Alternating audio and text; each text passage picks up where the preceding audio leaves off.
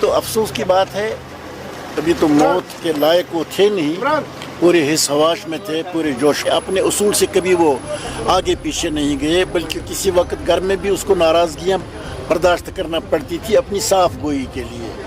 وہ صاحب اقتدار لوگوں کی آنکھوں میں آنکھ ڈال کر بات کرتا تھا اور دہلی کے حکمرانوں کو کہتا تھا بابا کی دھول کے آپ لوگوں نے ہمارے ساتھ دھوکہ کیا ہے، ہمیشہ ہمارے ساتھ دھوکہ کیا ہے، جس پر بیچارے کو کبھی ناراضگی کا کرنا پڑتا تھا، لیکن وہ اپنے اصول پر ڈٹا ہوا تھا۔ انتہائی ایماندار، دیانتدار، سادہ لوا اعزاز، شریف الخصلت، حلیم الفطرت انسان، اور تحریک کے ساتھ اس کی بڑی وابستگی تھی، شہری کشمیر کے اصولوں کو دل سے لگایا ہوا تھا۔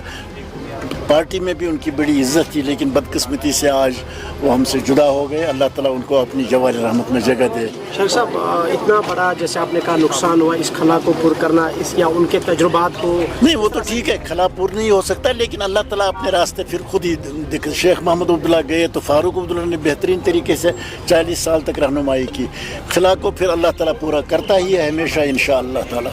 اللہ تعالیٰ ان کو جنت نصیب کرے اور آپ سب کو اپنی حفاظت۔ زبردست دکھ ہے مجھے، ڈاکٹر شیخ مصطفیٰ کمال ایک سینئر رہنما تھے نیشنل کانفرنس کے، تو جو ہی خبر سنی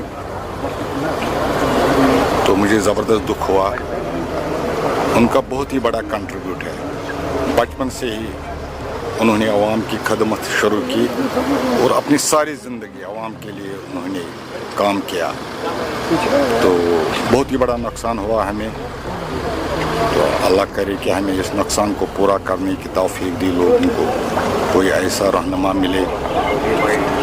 تو آپ کو کیا لگتا ہے کہ اتنا بڑا نقصان جیسے آپ نے کہا پارٹی میں ہونا، تو اس کو پر کرنا کتنا وقت لگے گا؟ بہت ہی مشکل ہے، تو نقصان تو پورا کرنا ہی پڑتا ہے،